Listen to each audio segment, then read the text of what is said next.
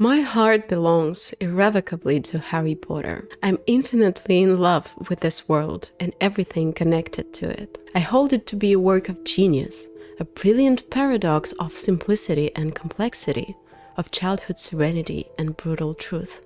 Its true magic lies in the morality it carries, woven so subtly and effortlessly into the fabric of the narrative, that as a child you scarcely notice the quiet transformation happening within you. It speaks of the most complex, the most difficult, and the most vital things with a rare and refined elegance. This world has my endless love, and it is a love I long to share with everyone. And today I want to talk about the work that began my own journey into this world of Harry Potter. The film Harry Potter and the Prisoner of Azkaban. Yes, that's right. It wasn't the first book or the first film that started my journey, but the third film. I was 13 at the time. My mother suggested we go to the cinema, and we went without checking what was playing. If my life were a timeline, that casual visit to the movies would be a dramatic fork in the road, a point from which countless new paths would sprout. I had no idea what the story was about. I only hastily explained to my mother that the guy with the glasses is good, and the blonde one is a bully and a villain. Yes, I had declared Draco Malfoy as the main antagonist of the entire franchise. And that was literally the sum total of my knowledge as we took our seats. And then it began. I won't recount my entire journey of discovering the world of Harry Potter. It was fragmented and illogical. Everyone has their own. But one thing I know with absolute certainty, and you will not dissuade me, though you might try in the comments, Harry Potter and the Prisoner of Azkaban is the finest film to begin one's journey into this world. I truly believe this is the perfect entry point for anyone who, like my younger self, understands only that the boy with the glasses is good, the blonde is bad, and somewhere in the background lurks a bald, noseless man. Harry Potter and the Prisoner of Azkaban is the finest cinematic achievement in the Harry Potter universe. But it's not the best Harry Potter film. Prisoner of Azkaban stands apart from other films.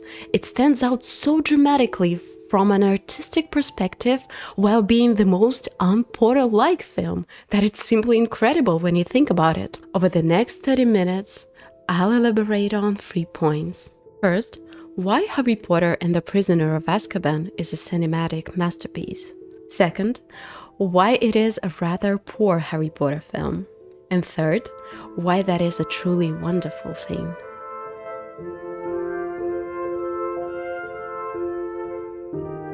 Let us begin with what makes this film exceptional in the grand tapestry of cinema. It is breathtakingly beautiful. It seems a simple thing to say, but there is a beauty, and there is this.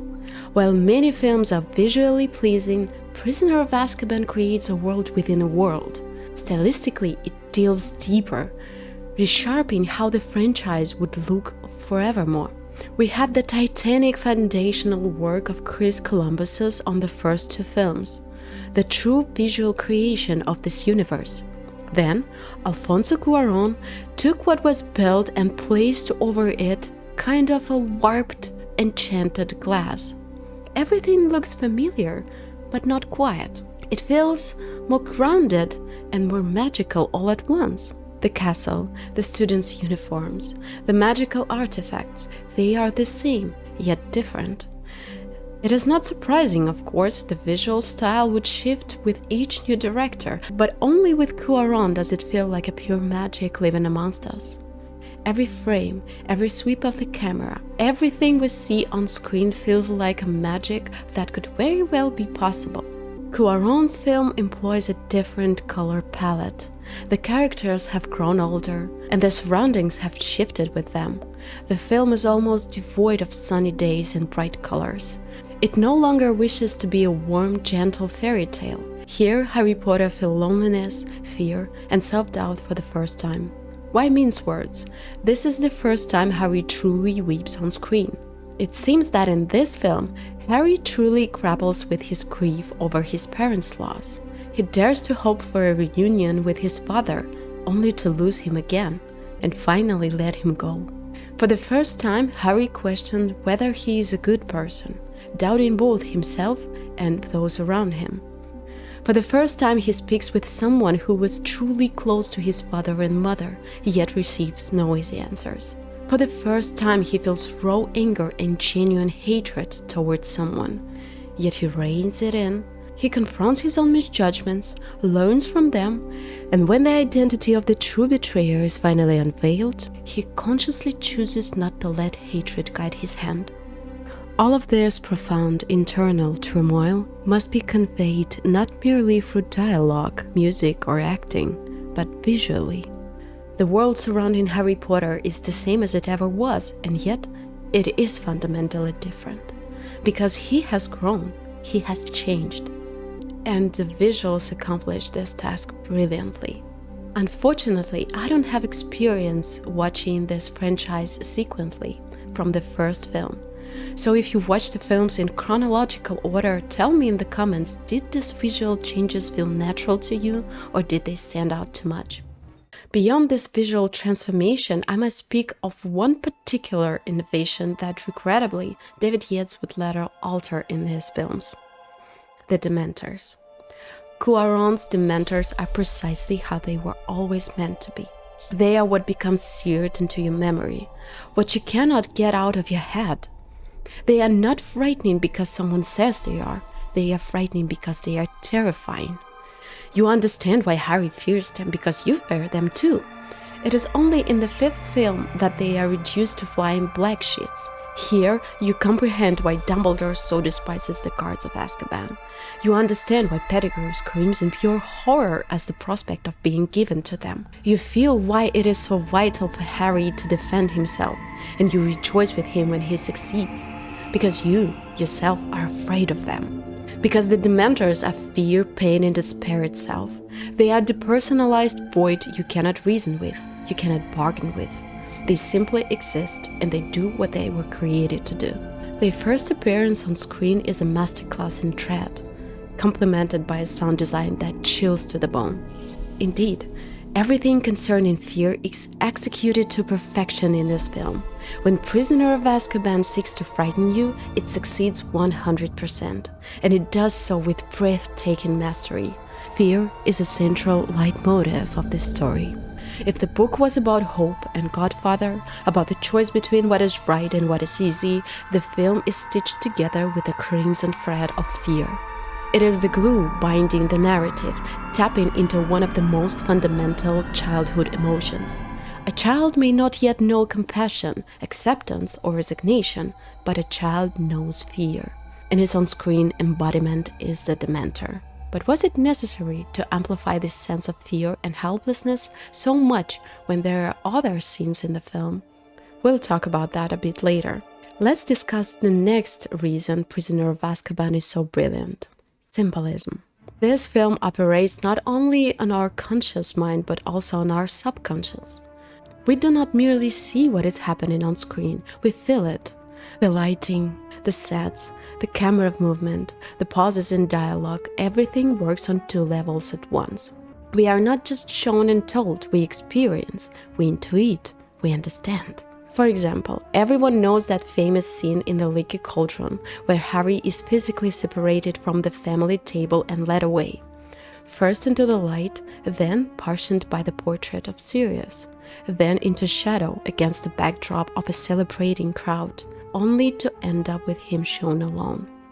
Another example, glass is repeatedly shown as a barrier between Harry and the rest of the world. While everyone lives carefree and joyful, Harry is forced to merely observe from the sidelines, stewing in his fears and doubts. They seem so close, but this invisible barrier is real and palpable. Or the Bogart lesson, where the camera flies through the mirror, showing that our fears are a reflection of ourselves. They can confuse and deceive us, just as the shot deceives the viewer, but they are not real. The film also features visual repetitions of the same objects and phenomena. The clock is shown several times, ultimately leading us to the time turner. A bird flies across the Hogwarts grounds only to end up in the Whomping Willow, and so do we in the end. Or even more interesting, footprints. First in the snow in a Hogsmeade, just before Harry uncovers the secret of the betrayal. Then on the Marauders map, before Harry doubts its truthfulness. And finally on the floor of a dark shock, before he meets Sirius and learns the whole truth. And what led us to all of this? What set this chain in motion? Footprints. Good God! The film doesn't just dump plot twists on us, it prepares us for them visually, hits at them, plays with us. And it's genius. Alright, enough about the visuals and cinematography, let's talk about the soundtrack, because this is another reason this film is so unique. Harry Potter has always been famous for its wonderful soundtrack. It's one of the pillars of the entire franchise. For example, these few notes can instantly transport your mind to the magical world.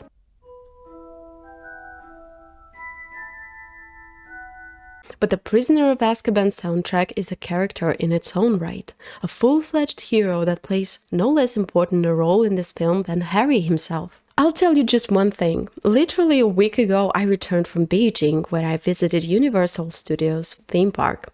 In that park, there is an entire area dedicated to the world of Harry Potter, where you can stroll through Hogsmeade, buy chocolate frogs, drink butterbeer, and walk through Hogwarts while waiting your turn for the ride.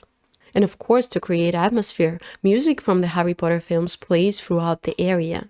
And guess which piece plays most often? This one!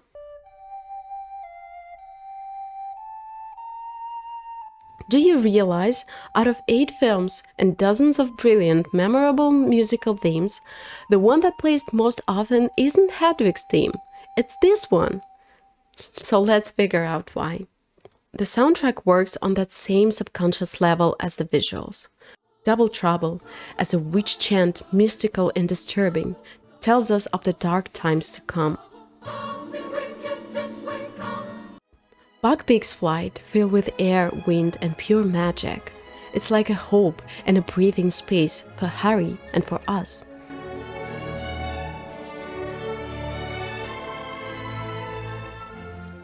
The Dementors theme, eerie, creaking, freezing us with terror. And of course, a window to the past, a luminous sadness, elusive memories of a past that never was, and infinite tenderness. The soundtrack does the same as the visuals. We don't just hear, we comprehend, we feel. And I don't know about you, but for me, that's more than enough to be called an exceptional film. But on top of all this, we have an excellent new cast and new characters. Professor Lupin, broken and resigned to his second nature, deeply damaged but infinitely kind and compassionate. Sirius Black, desperate and despairing, a truly lonely man who spent his entire youth unjustly behind bars. Albus Dumbledore, that Albus Dumbledore, the canonical, wise, eccentric wizard who can deliver a monologue about light and dark while simultaneously joking about a scar on his knee. This is the only film where Dumbledore is exactly as Rowling wrote him. Or at least, this is the Dumbledore I read and imagined. Dumbledore in the first and second films was wonderful. He was what those films needed. But only in this film you feel like he's a child in an old man's body, wise enough to see several steps ahead, and an impish kid at the same time. It's as if he stepped right off the page and fits perfectly into this film. And Aunt Marge is impeccable. How she infuriates from the very first frames. I love it. This is why Prisoner of Azkaban is a cinematic masterpiece. But herein lies the difficulty and the question. Why is it not the best Harry Potter film?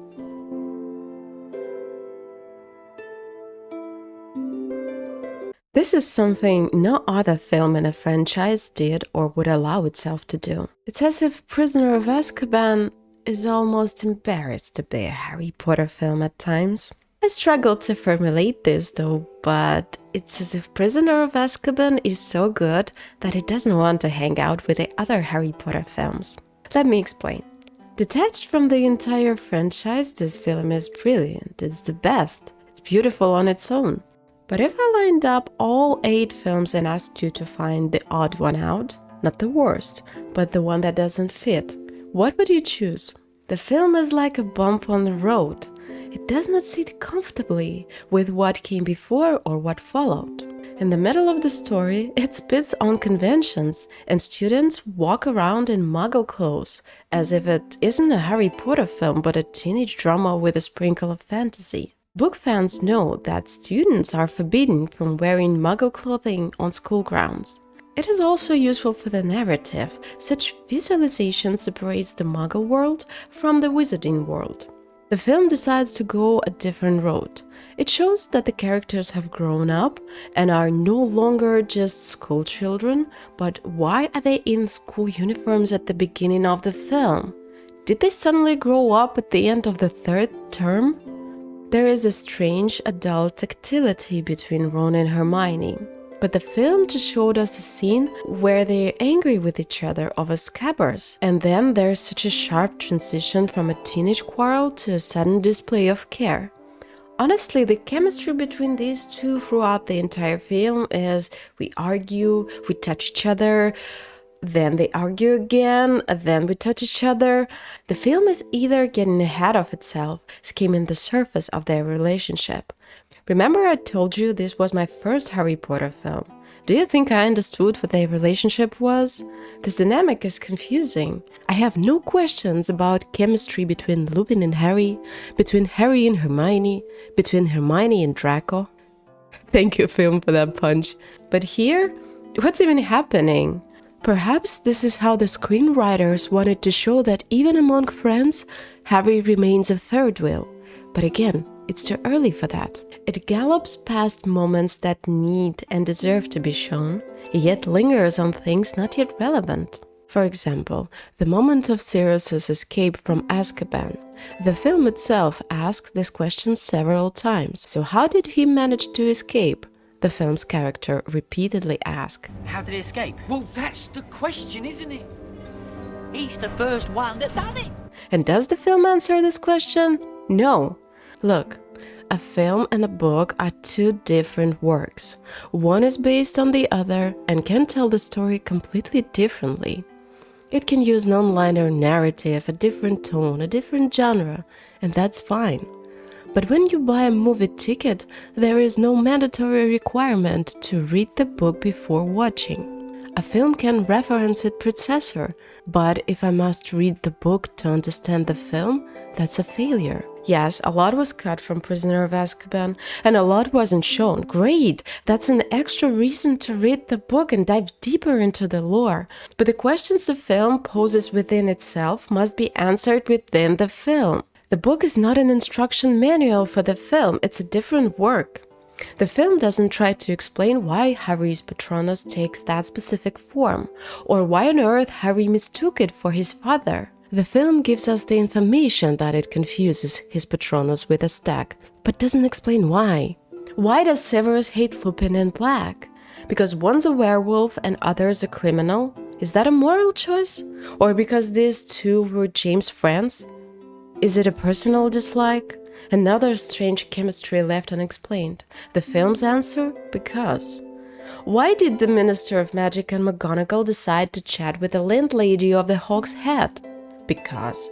Why did the Ministry forgive Harry for inflating his aunt? Because. See, this is where the film stumbles. While it's good at looping the story back on itself, sometimes scenes appear that seem to come out of nowhere. It's as if we weren't shown the beginning of some thread, but are shown its end. When the film approaches its final act, you need a textbook to get things. Some moments become clearer on a rewatch. You notice that Hermione really does appear out of nowhere all the time. Crookshanks really is fixated on that rat, and Lupin truly does look ill. There are a couple of moments that leave you feeling there must be more. One more thing. As I said, the third film is simply perfect when it wants to scare you. But when it wants to make you laugh, we get this. And you don't know how to react. Or rather, not to the scenes themselves. It will be even worse in A Goblet of Fire, but to the contrast of how they're mixed together. Take the night bus scene. It's funny in isolation, but it comes right after Harry's breakdown, inflating his aunt, running away from home, and encountering the Grim. Those are serious scenes, crucial for character development. We need to feel them, to sink into them, to experience them. But we are not given the chance. Immediately after, we get a comedic chase and baffling buffoonery with Tom, the innkeeper. The accidental magic reversal department was dispatched immediately. Hey, let me hear what the minister is saying. That's important. The humorous scenes sneak up unexpectedly and at the least appropriate moments. Here's an example of a good humor insertion with Professor Trelawney. In this room, you shall discover if you possess the sight. And here's a bad one. Are you sure we need comedic relief at this exact moment? Do we really need to present the infiltration of the most dangerous criminal in the visiting world into a school full of children this way? He's here! Somewhere in the castle! Sirius Black! Did we truly feel all of Harry Potter's pain when he inflames Aunt Marge? Did we need to see her pantaloons in that scene and her blouse flying off? Okay, fine. But the next scene will be funny as well, right?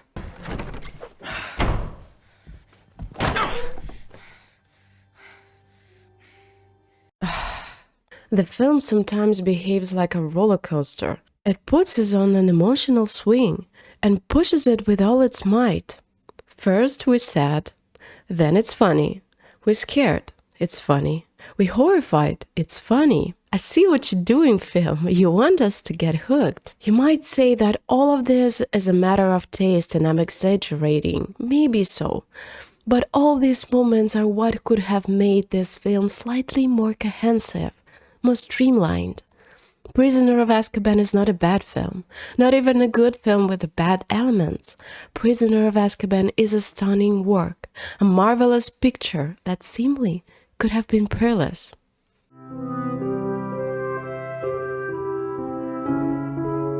So why is Harry Potter and the Prisoner of Azkaban the worst Harry Potter film? Precisely for this reason, it's too good. And it's not that the other films are bad, no, Prisoner of Azkaban is just too good. Prisoner of Azkaban is like an opera singer who sneaked into a drunken karaoke night with friends. What are you even doing here? How did you get here? You're so different that you don't fit in. And that's exactly what I mean when I say Prisoner of Azkaban is the worst film in the Harry Potter franchise. It doesn't fit. It stands out too much. And honestly, thank God for that. Out of all 8 films, we have good ones, frankly weak ones, uneven ones, and monotonous ones. And I'm so grateful that we have this diamond that does everything perfectly, absolutely everything, except being just another part of Harry Potter. Let me say it again. Harry Potter and the Prisoner of Azkaban is of such high quality that this film alone can be considered a masterpiece of visual, cinematic, and sound work. This film by itself is a self-contained unit, but it's not the best Harry Potter film. That's the paradox. Is this good or bad? Neither. It's just different. The franchise had 4 directors with different visions for the books. And it's wonderful that one of them was made exactly this way by these people. This is precisely why I recommend starting your immersion into the world of Harry Potter with Prisoner of Azkaban. Even if you don't end up liking the magical world, you'll certainly appreciate the film as a standalone artistic entity. And then you can decide for yourself whether to dive into the world of Harry Potter or remain on the sidelines. What can I say in conclusion? It was the first film that made me fall in love with this universe. It was this film that sparked my interest in reading the books and awaiting the films. It was this film that set in motion such a chain of events in my life that I'm now making this video essay for you. I met many friends thanks to Harry Potter. I started making videos thanks to Harry Potter. I moved to a different city thanks to Harry Potter. And I'm so grateful that at 13 years old, on a hot summer day, when my mother suggested going to the cinema to see any film, I said yes.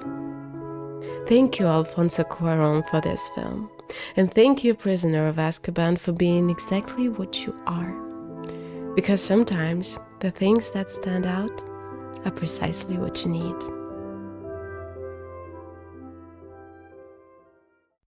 Thank you guys for watching this video. I really appreciate the fact that you're still watching it and you're still with me. I really enjoyed making this video essay. I enjoyed writing a script, making a voiceover, and even editing it, although I don't really like it. I just felt like I need to speak up and give this love letter to this franchise and to this world.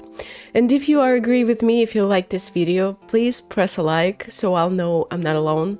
And if you want to see more, subscribe to this channel. There will be more video essays about Harry Potter world. Yes, I have some things to say about video games. I played plenty of video games, and there is a lot of playthrough on my channel. You can check this, but I never speak about this video game. So now I want to make a more mature content. I want to speak about what I played. I want to talk about it, and I want to discuss it. So if you're with me, subscribe to this channel, and we will meet here next time. Okay, everyone, have a nice, wonderful week, and